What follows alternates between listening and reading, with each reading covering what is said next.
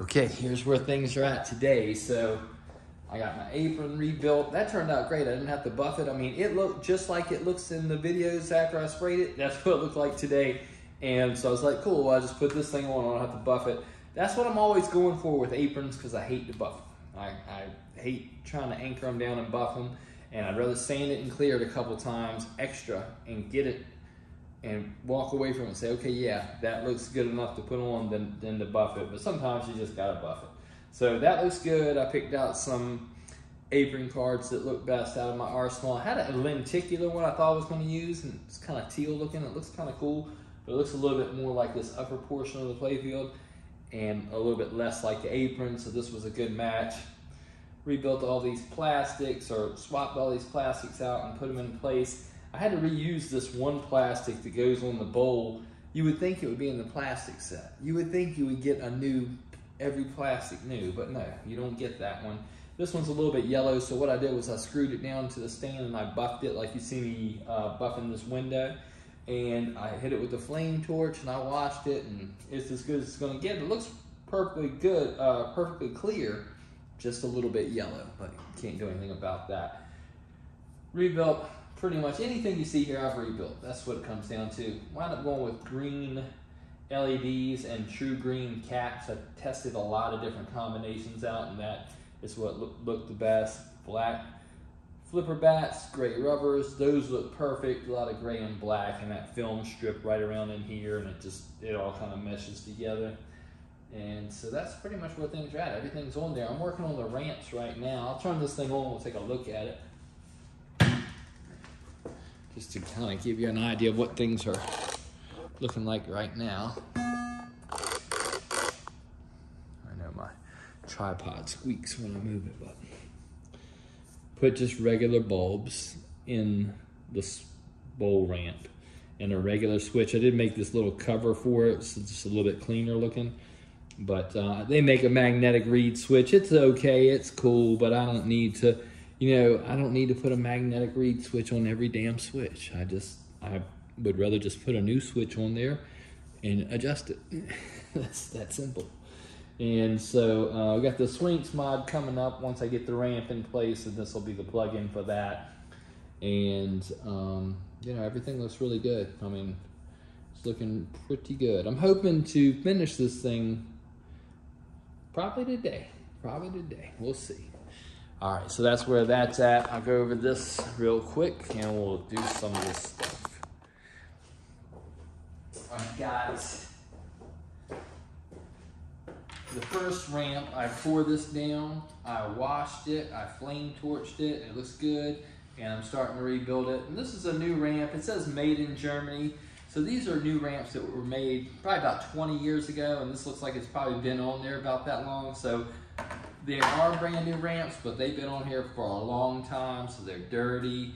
Somebody did do a great job of swapping them out. They just grabbed any old screw they had, any old switch they had, any old whatever, and just threw it together. And as a result, I got to work through a lot of that stuff, but I did get this thing flame torched and perfectly clear again, so I'm happy with that. And that's kind of what I'm looking for.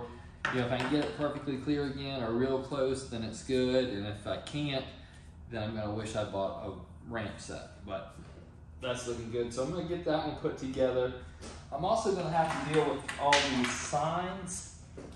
And unfortunately, somebody threw all the, I'm assuming they threw them away, but all the lamp covers are missing off of these signs. I can come up with those lamp covers, but I think what I'm gonna be doing is I've got this vapor light kit from Mitchell Lighting. I used some of that stuff on my KISS project and I really liked it. And I think I'm gonna put these vapor lights in here. If that's not 100% go, then I will come up with the bulb covers and put them over top of the vapor lights. But we'll see, we'll get into that. But these little signs, it'll take a good bit to rebuild those. And other than that, we got, this is probably the biggest job I got ahead of me, is rebuilding this curly ramp, getting all the lights changed over to the incandescent lights, and I want to run all this wiring through black tubing. And I actually want to make new wiring because these really run short most of the time. That's what I find. These usually run short, so we got that to look forward to.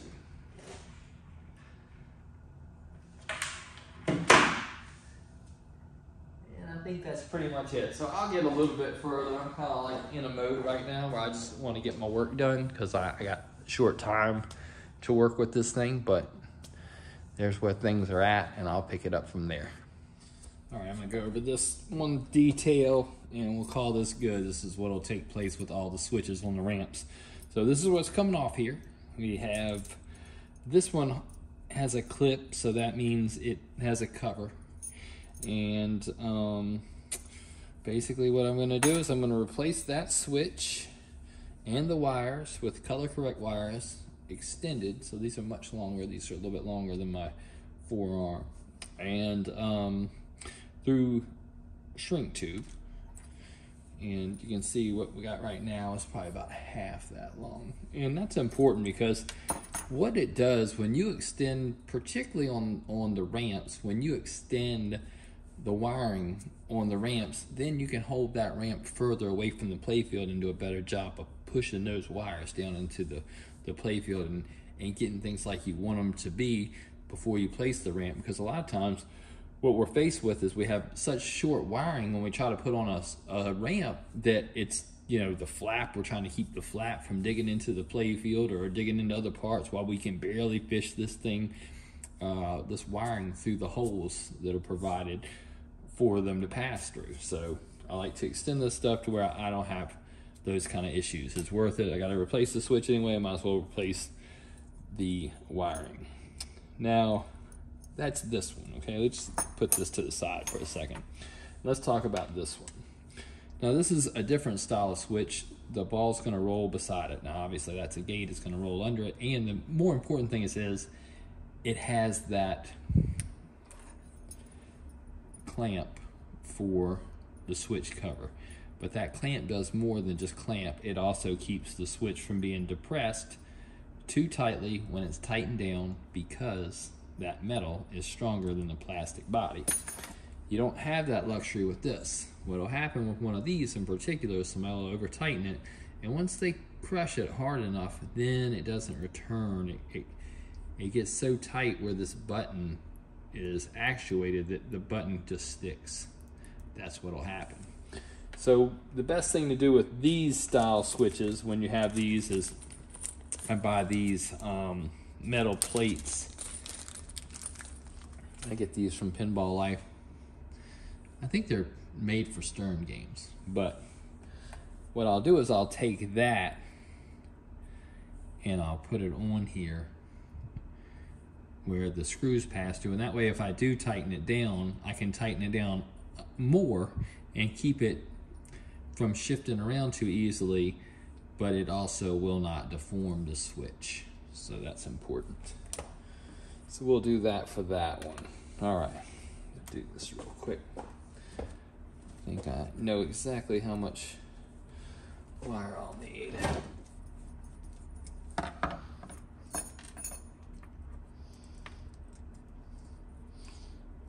Okay, first things first. We'll take the blade. That was in the rear positions. There's two positions on here. There's the rear position, and then there's the front position, I'll call it. And the switches tend to be a little bit more sensitive if you put the blade on the rear position, but sometimes it holds more tension that way. It's a little bit easier to depress in the forward position, but it's more sensitive in the rear. So sometimes, you know, you just put it back like they had it, and then other times you might say, well, I think it would be better if I changed that. So that's what we do. But usually if you change it, you gotta dial it in some. And I always go through this with people when I do their games, especially new people. You know, if they have an issue, it's almost always going to be a switch adjustment, and you can adjust them all you want to here. But what happens is, particularly with these kind of switches right here, you can tighten this down pretty well, but if you tighten it, over tighten it, then we run into what we were talking about before with them, making them sticky. And so what might happen is if they're not cranked down just so, after the ball rolls through there a few times, the switch body itself starts to shift, And that's how you actually adjust these switches, by shifting the body. So what needs to happen is just shift the body where it's at its most active and tighten it down, but don't over tighten it. But you know, these people think that something's seriously wrong, and you know, I've had some pretty hard to deal with people that just, honestly, if I was going to be totally honest, this hobby's probably not for them, because this is just part of the hobby. I mean, you can watch me. I'm not cutting any corners. I mean, I'm doing the most thorough restorations you're going to see, but you know, it's still a pinball machine.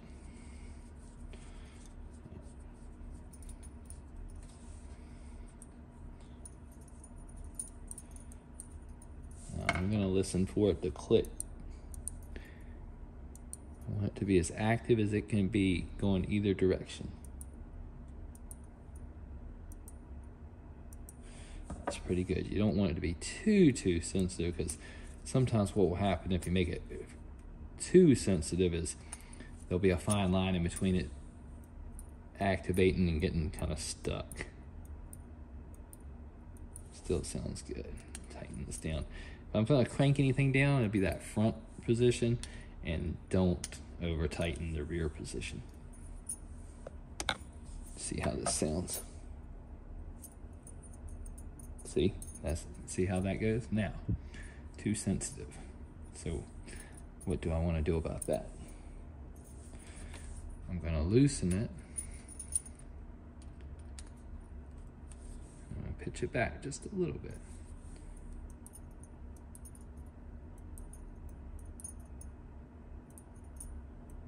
Okay.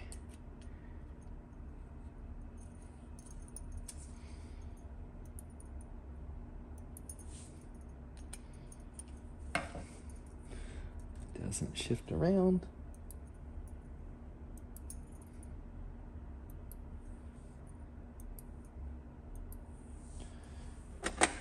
Alright, seems good. Other ways to adjust the switch would be with this tool. I can put this right here and kind of just tweak it this way a little bit.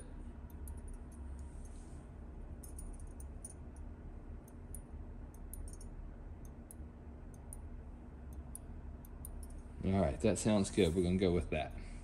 All right, we'll put a connector on this one in a minute. That one's good. All right, pulling up my creature documentation. I gotta figure out if something goes in a hole. I made these pictures a long time ago. I think this picture right here is the one I'm looking for. Right where that switch goes on the ramp, there's a hole right here. And I couldn't figure out if it was a screw tab or a zip tie or whatever, but it doesn't look like anything goes there, so it's just a hole. These pictures are old. Let me tell you how old this picture is. 2003. So I took that picture 21 years ago. You know, it's funny, if I look at these real quick, you know, I like to look back sometimes when I'm looking at the documentation, like this is that same game, 2003. So this is how I was restoring Creature from the Black Lagoon back in 21 years ago. You couldn't get cabinet decals, so I was having to manually mask all this stuff off and, you know, paint it, and just like you see me do now, but not so well. Like I'm doing this with rattle cans and tape. Even though I was a professional auto painter at that time, I didn't have all that stuff at home. You know, I would have to drag this cabinet to work if I was going to try to do that, and they're not going to let me sit around there and cut all this stuff out, and you know, nobody's got time for that. So so I would just, you know, rattle can this stuff in my, you know, in my driveway, or just do the best I could with it. And it actually still turned out pretty good, but I cringe when I see these games pop up for sale, you know, 20 years later, and somebody's like, oh, I've got a HEP Creature. And it's like, nah, not really. You got a Creature that I did in my garage 20-some years ago as a hobbyist. And, you know, and it looks good. I mean, there it is untaped. It looks good. But, you know, it's not on the level of the kind of work I do now. And, of course, now we can get a lot more. I mean, back then you couldn't. They didn't even hardly make, the only cabinet decals you could get back then were maybe like Monster Bash or Cactus Canyon. That's because they were factory decals. But that's kind of where things are at these days, man. It's a lot easier and a lot harder at the same time. All All right, let's see what it takes to put this ramp together now that we know what we need to know. So I have, here's the old switch. Let me see if I can get these screws out of here. All right, so I've got, this is the hole. I was trying to figure it out. So I do feel like it's really important these days to do this if you can, but putting that metal, I'll call it, I don't know what to call it. Bracket, retainer, whatever you want to call it, but putting that on top of this switch is going to keep this from really getting crushed down too hard when I tighten it.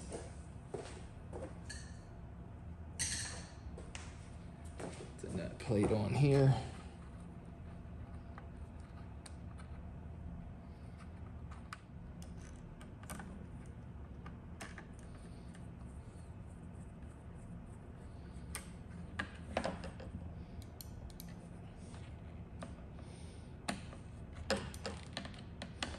Now, see, we want to pitch it for the least amount of tension possible, but also with the most sensitivity. Because especially this design right here, balls will easily get hung up on this if it's a slow roller or something like that. So I'll crank this front part down. And if it proves to be too much tension, then I'll have to move it to that forward position. And you can test a lot of these things right here, you know. Roll it right on through here.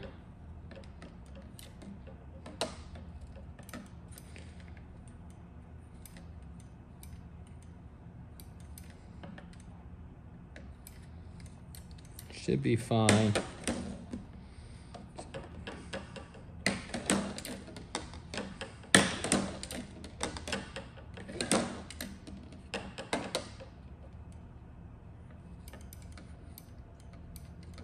All right, that seems pretty good. All right, let's see. This is going to go down in here.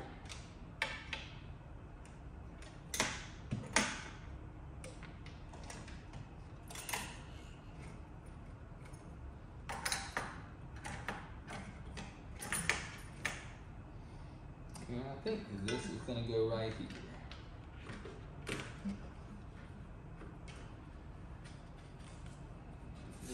Come this way. Now I need to get the,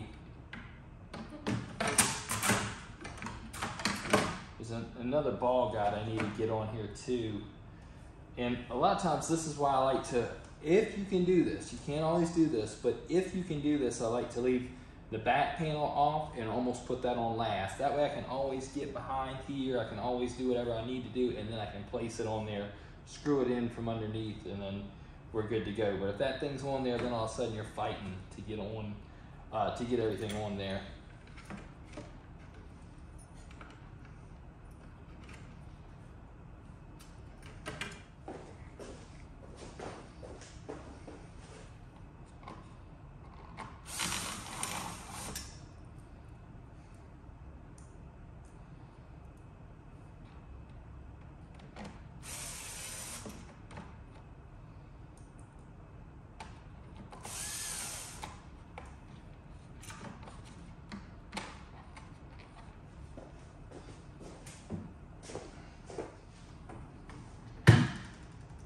Too far ahead of myself.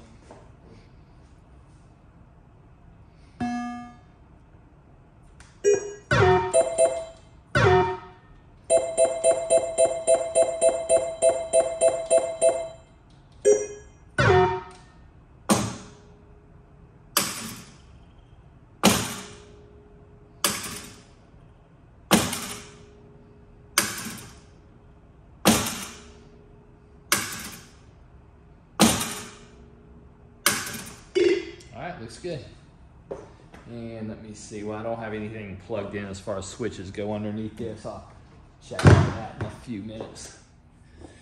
All right, I'm gonna go over these signs real quick. Let's see. These two are new and they look good, or they look good enough to use is what I should say. Everything's fairly centered. This one's shoved over towards the right a little bit, but it looks good. The colors look good. I can definitely use my new signs for those too. Now this one, I cannot use this new sign for because 2 reasons. The green is way off. I mean, this green's got a lot of pop and it's really vivid, and this one's really drab. But what bothers me a little bit more, and I know, I mean, I just have to be honest though and tell you what bothers me, is this is perfectly centered. The bulb, the hole for the bulb is perfectly centered in the clock, and you can see all the numbers.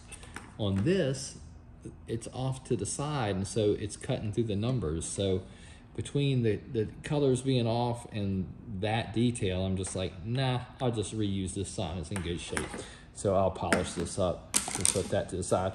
We got this vapor lighting from Mitchell Lighting that we're gonna put in there instead of the bulb covers. Since the bulb covers are gone anyway, this seemed like a good opportunity to use this. And these are basically bulbs that look like they're chrome, is what I would say, but they light up in color. So they're called vapor lighting. So these are supposed to be white when they light up, but they're kind of, like I said, they have this chromish look to them.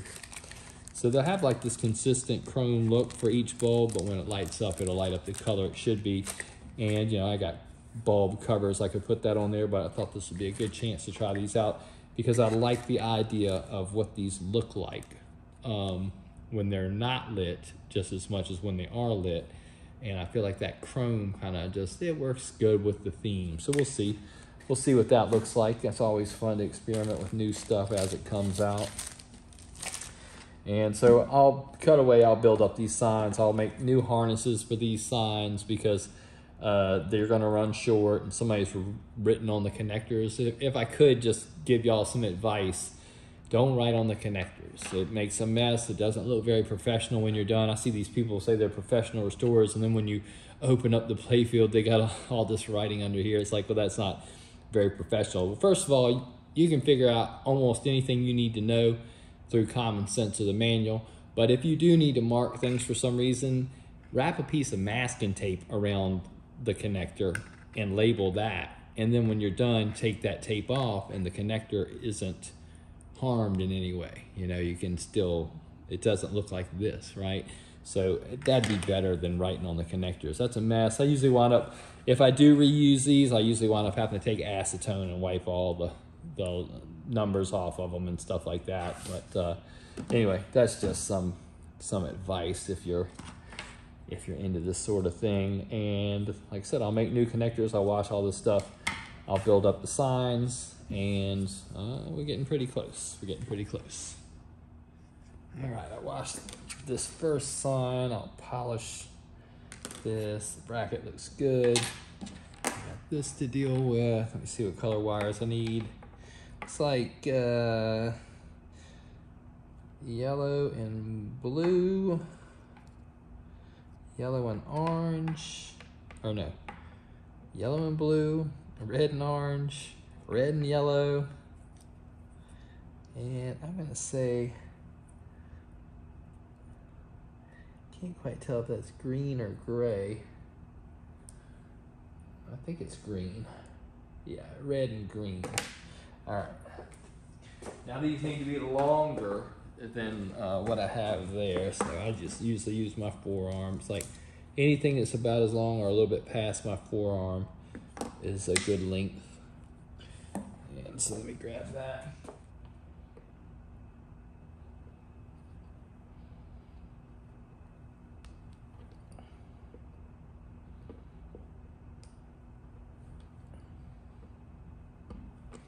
And this is how you make something really look new.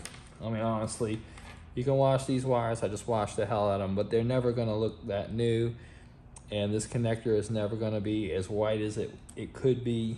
And so that's kind of the extra work that you really gotta put in to really make something look like new as compared to maybe just restored, which there's nothing wrong with restored, but I always try to tell you on here, this is high-end pens.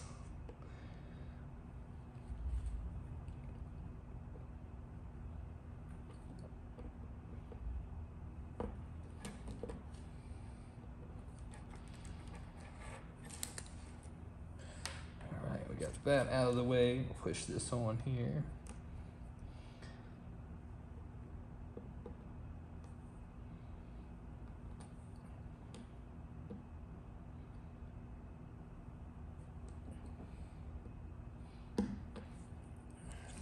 All right, there's that. Put some black tubing around there.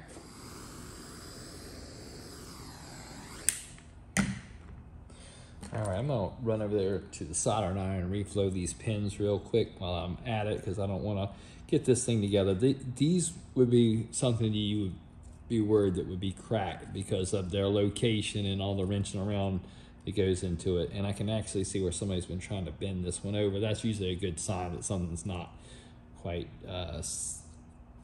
making a good contact. So I'll just reflow these real quick.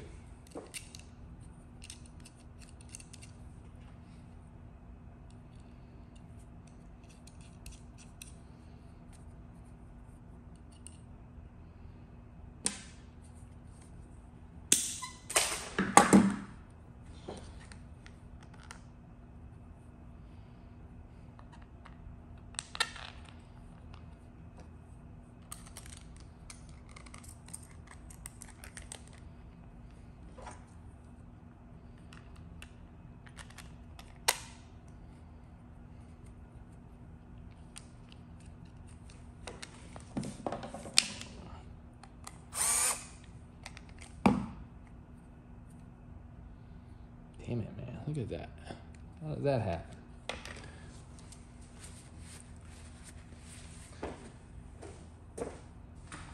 So this is my proprietary sanitizing solution. It's window cleaner and alcohol. All right, we're doing good. Look at that. Let me make a Band-Aid for it.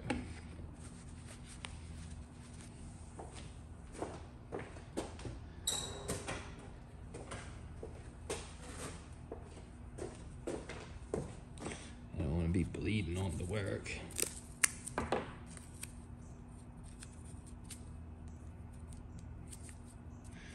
All right, we're all ready to go. Just like it never happened. Okay.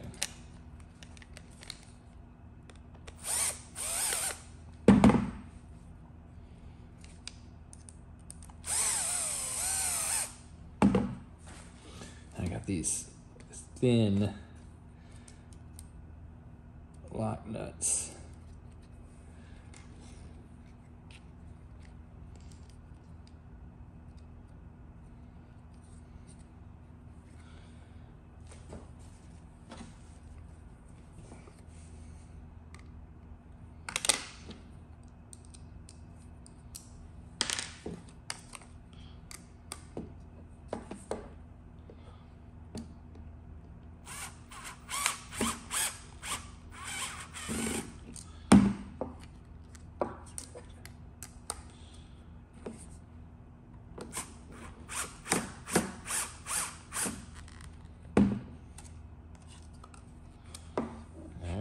There's that. There we go. Now, the harness. Got that. Now I just gotta make the connector.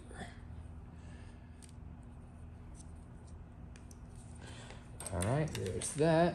Now, I gotta figure out the colors for the bulbs. Let me see if I can do that real quick. Okay, here we go. Now, it doesn't take long to get a lot of clutter. There's one sign built up. Let's put it on.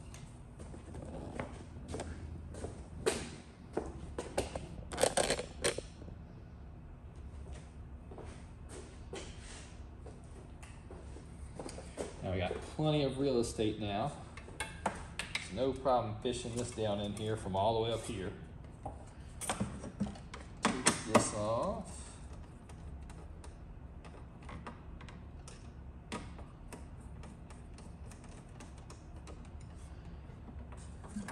Okay, can map that out pretty good. Go ahead and put the screws in the entrance of this ramp so when I stand it up it doesn't flip. And I'll screw this down. Alright, there they are. Yeah, those look pretty cool. I like that. Let's see if we can look at them closely. There you go. They look like chrome, but when they light up, they look just like the colors they're supposed to be.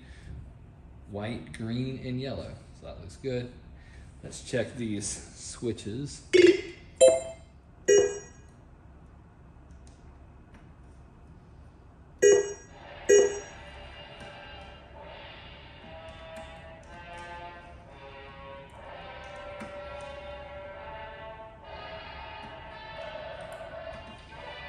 Alright, let's see how that goes.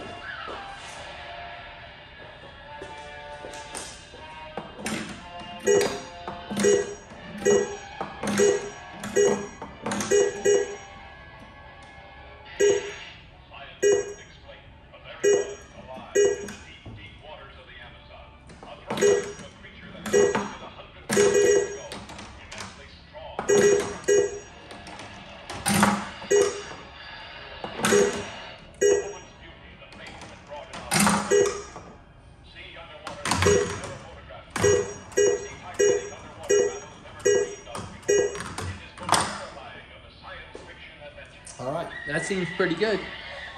Took me a minute to adjust it, but that's how it goes. So everything's looking good. I will proceed with everything else in the same manner that you just saw me do that, and we should be looking at a finished game.